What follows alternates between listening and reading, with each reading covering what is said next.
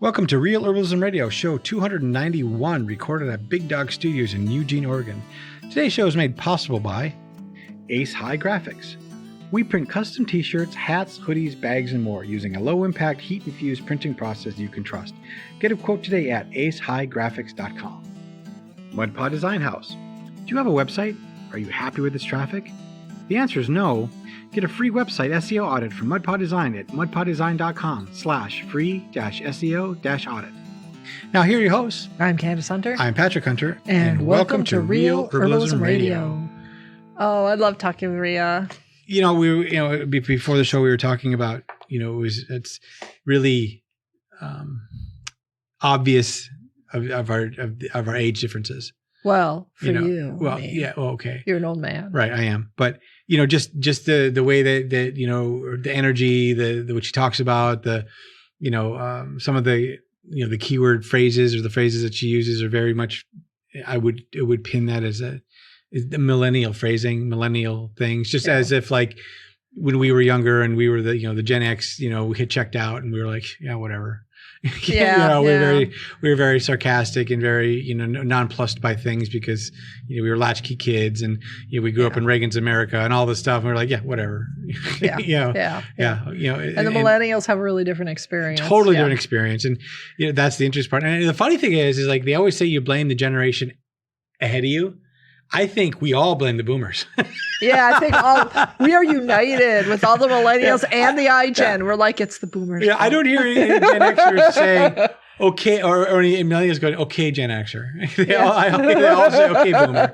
So it's interesting. I think, if anything, then we're not getting blamed. We're too small to have a say. Yeah, the boomers definitely, we're a big, big boom. But as we are Gen X, we are, starting to get into the time of our life, where we are facing, as we talked about, crossroads. You could call it midlife crisis if you want. That could be a way, but a lot of us are facing that. And, it's like you wake up one day and you realize I'm not 49 anymore. Yeah. And I'm suddenly 50, and 15 years from now, I'll be 65.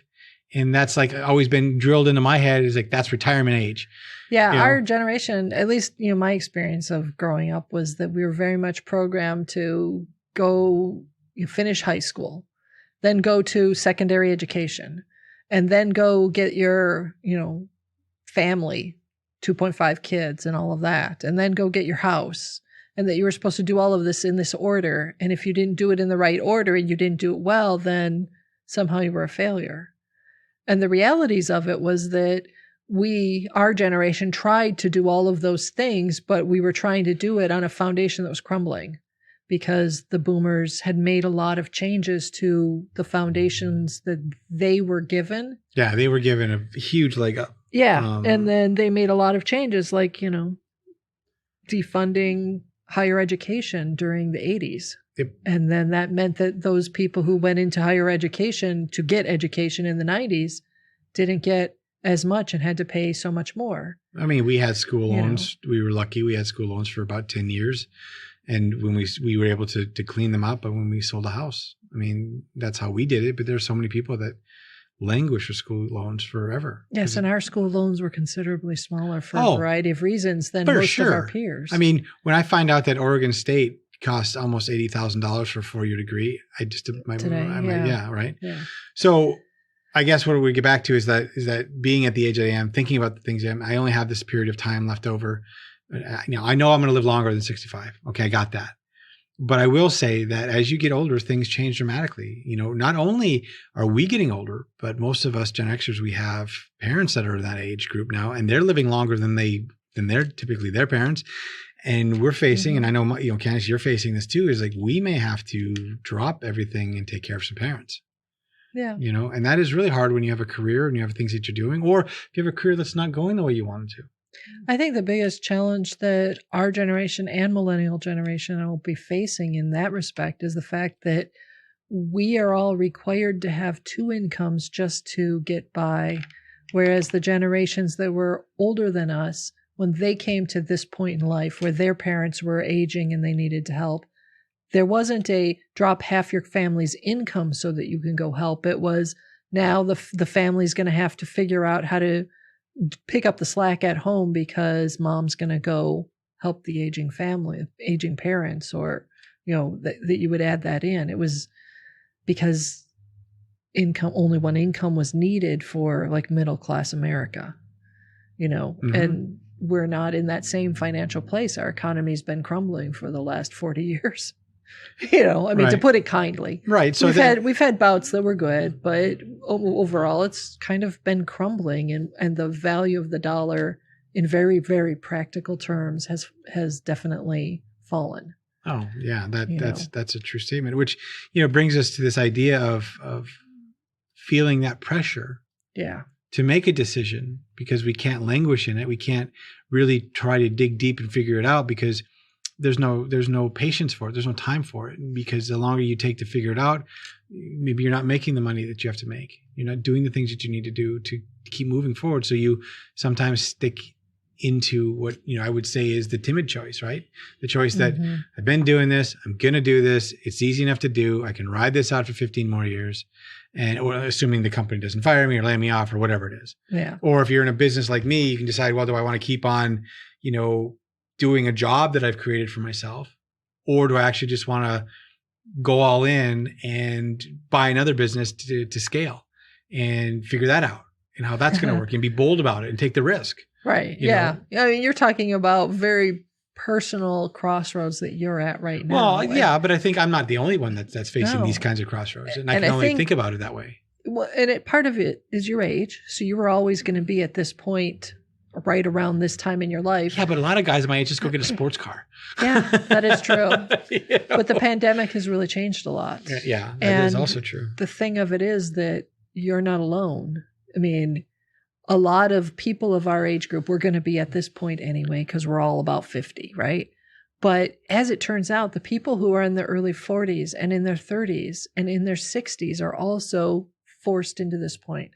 I have friends who are in their 70s who are also feeling at a crossroads because of the pandemic.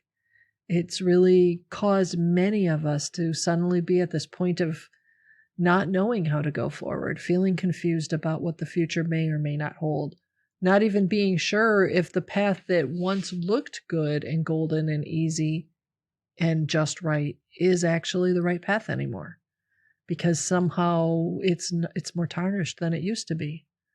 We've had to work from home for a year and realized we don't like working in an office anymore. And now that the company's asking us all to come back to the office, we're not sure that's really where we want to be. Or we didn't think we could deal with our kids 24/7 and have to deal with all the schooling and everything else, but we made it through the rocky part. And now, wow, it's not so bad to be able to do a homeschooling hybrid situation with kids having some online school time, and managing that isn't as bad, and you get to actually be with your kids and enjoy them. Or maybe you really don't like any of this part, but the fact that the school is not requiring masks from everyone and requiring vaccinations, the high school isn't, or whatever, makes you not want to put your kids back in that. And then what is that going to do for you and for your kids in the future? So many questions that many of us didn't expect to ever be asking. And yet here we are. And it's confusing. Yeah, it is. It is. And the whole wave we've had of people being really angry about vaccinations on both sides of the fence, and the fact that it is even a fence, that there's both sides, all of that is just speaks to how much at the crossroads we are all at on a larger scale. Yeah, I mean, definitely from the things that I've read, I would say that the U.S. itself is at a massive crossroads. Yeah. We have so many things that are going, in my view, not the way I would have expected it to go. A lot of the choices being made right now and the things being done. I'm really surprised that this is happening. I never thought I would see it like this. Right. There's a lot of anger and a lot of grief. And a lot of division. So I think, our country's at a crossroads. We as a nation have to decide what we're going to do and how we're going to move forward. And there may never always be consensus, but maybe there'll be a majority. Who knows? I mean, it's really polarized at the moment. And I don't want to get into the politics of things, but I'm just, no, it's but just, it that's is what all, it is. Those are all signs of the fact that we're at a crossroads.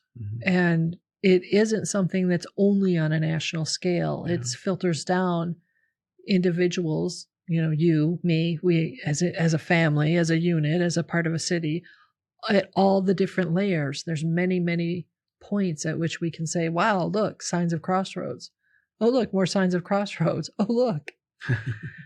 It's overwhelming almost how much that energy of not being able to keep doing what you've been doing, but not necessarily sure how to move forward either, is invading our lives or is pervading our lives. And myself, I don't always think of herbal teas as my solace, if you will. But some of those things that Rhea had talked about, we talked about in last week's show, was some interesting ideas. I mean, some things that I've been willing to look into trying. I mean, I'm not a big bitter guy. I noticed. But I know they're good for me. And if they're balanced right, they can work really well. I just don't like it when people say all the bitter and none of the other.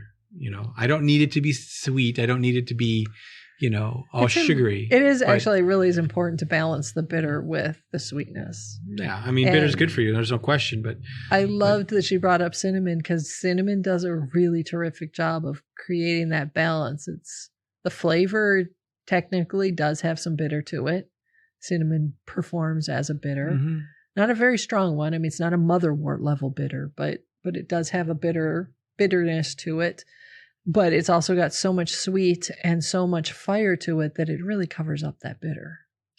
Yeah, I mean that it's one of those herbs that herb spice that really just, it's such an interesting thing that it can do. It can make a dish feel hot and your coffee sweet. Yeah. All in the same herb. It's just it's a chameleon almost, really. Yeah, it'll get you through cravings.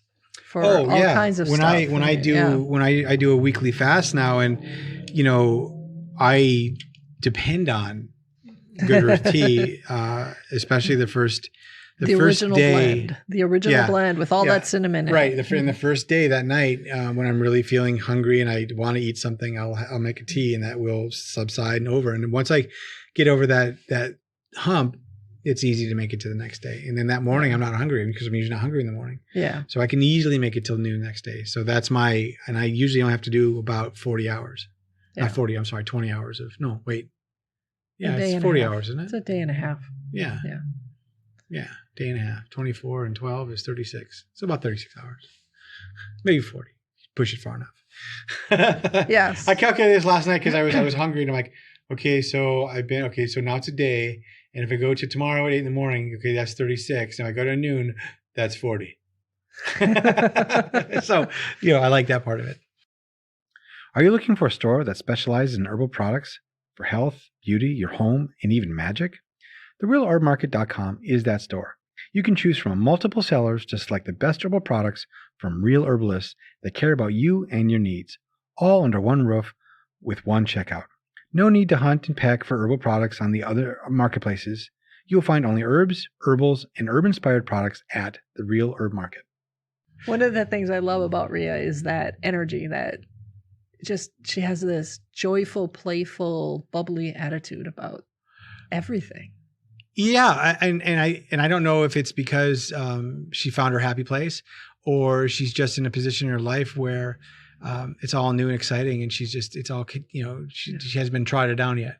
I kind of think that is the essence of her spirit, that she is a really bubbly, joyful spirit. Because I know that she's been tired, and what young mom isn't right now? Oh yeah, totally. And she's running her own business too. It's tiring, and she's beginning to start, doing classes and stuff and teaching people. It's tiring. It's a lot. Yeah. When we saw her last time, I think it was funny because when we did it was really at the height of the pandemic or lockdown, and she was in her bathroom at the time and trying to get away from the kids and the husband and all things. She was trapped in her bathroom, and that's where we did the recording from. And this time I noticed that we were doing the recording from, I believe, her basement. Apothecary, yeah. Right, which had right behind her were like a line of jars, and she had the workbench. She's like, you could see it. And I was like, wow, she's really come a big distance, from when she was talking about doing what she was doing to actually seeing it, the little bit that we saw of it, and from in the back there. Yeah, it's amazing how much change she's made, and she's grown so much. And and she had her crossroads moment when it came to herbalism. Oh yeah. She was going down a completely different path. Something completely sideswiped her, and she was like, "What am I going to do now?"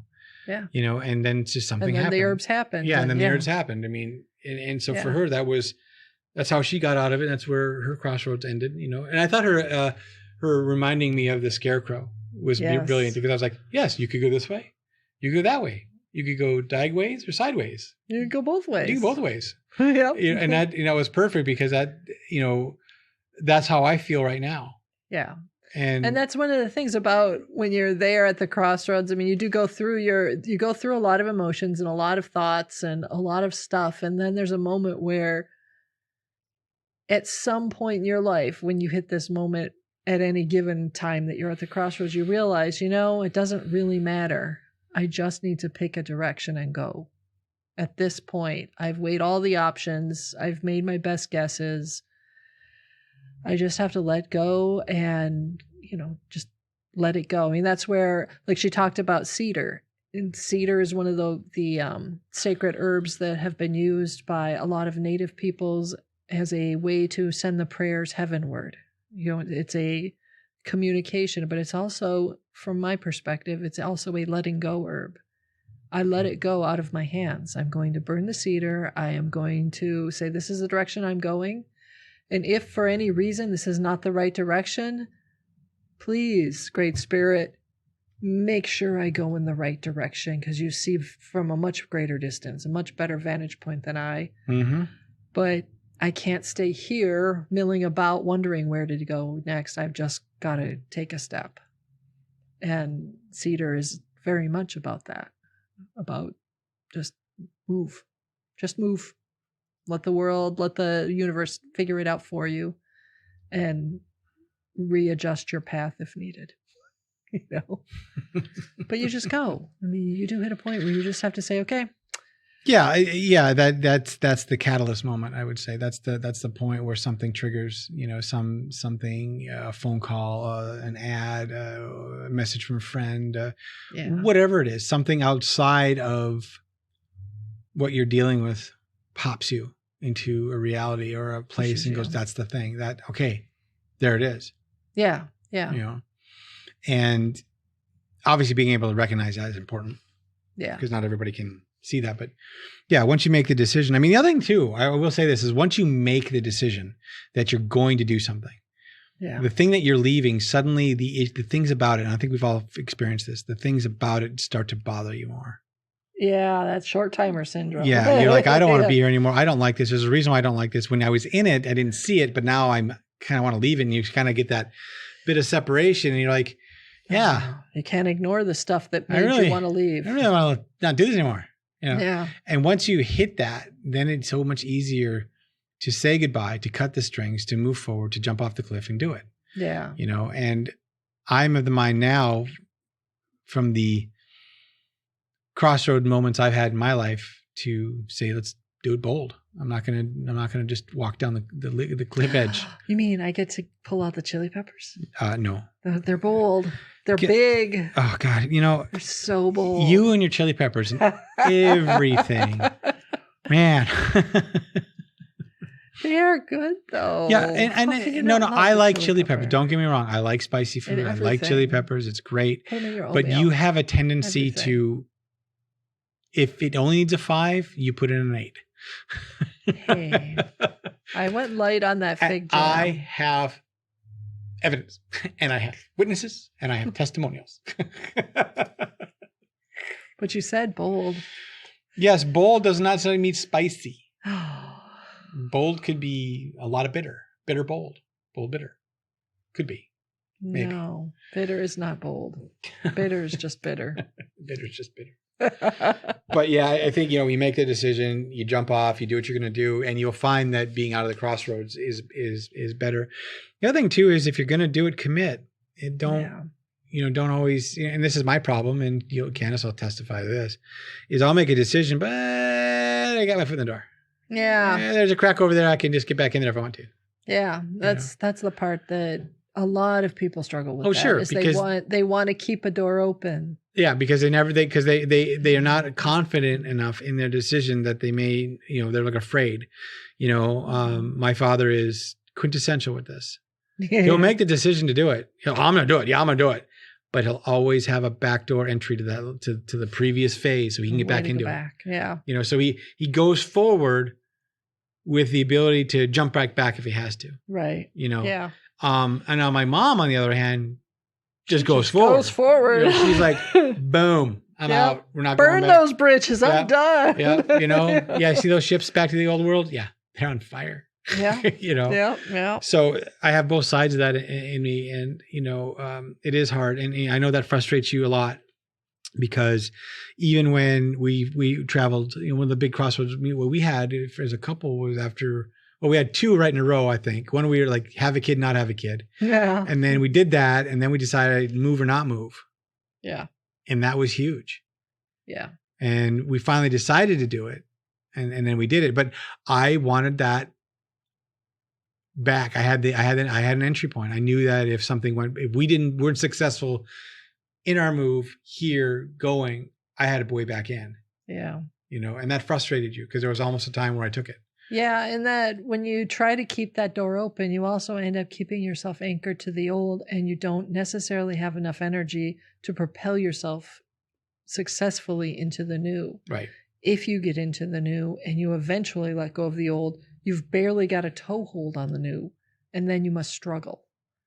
And I've never really enjoyed struggling. I'm more like a frog. I'm going to leave this lily pad, and I'm done with this damn lily pad. I'm going to the next one, and I'm just going to go. And if me leaping off the lily pad causes the lily pad to go flunk under the water and not come back up, I'm fine with it, because I'm not going back. I've made my choice. And if the world doesn't like it, the world will change the lily pad ahead of me, not try to push me to the old one that I was just on, because I'm done there. So I'm always very much about like, okay, if we're going to go make this big decision, it's time to just go and let go of the old so that you have the energy to fly forward or jump forward, with the rock frog metaphor. Right. But, I understand. I completely understand what you're saying. But yeah, it's two different approaches, and neither is good, neither is bad. They're just different. Yeah, that is true. I mean, like the kids say today, no judgment, it's your truth. It's your journey, honor it, Yeah. And it is true that there have been times where I've taken a great big leap forward and fallen hard and failed abysmally and found myself flat on the ground. And I have to pick myself up and try to dust myself off and move forward again, because there is no going back. But the forward I went to wasn't what I thought it was. And it turns out that I really failed. And I've done that a few times too. But, there's been so many sayings about failure, and, you don't grow without failure. You don't learn without failure. True. You don't become an enriched person without failure. If everything you've ever done was successful, then you're a monodimensional, one-sided person that has no idea of what it means to struggle or suffer to fail. It's true. And all those scars add up to be interesting. Yeah. I think it was Michael Jordan said something to the effect of,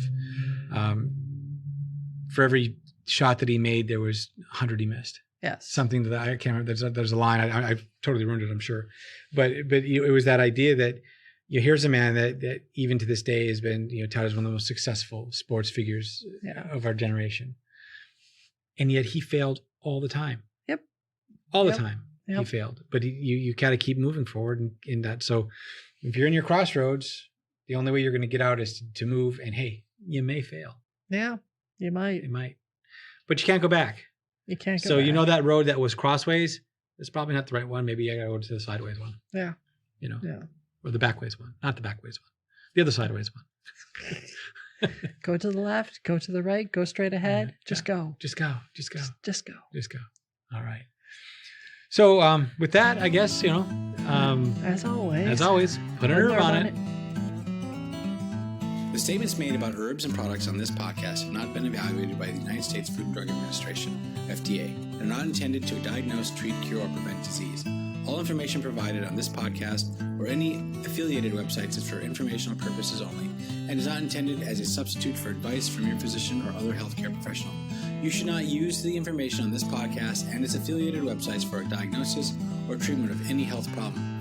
Always consult with a healthcare professional before starting any new vitamins, supplements, diet, or exercise program before taking any medication, or if you have or suspect you might have a health problem. Any testimonials, questions, or case studies are based on individual results and do not constitute a guarantee that you will achieve the same results.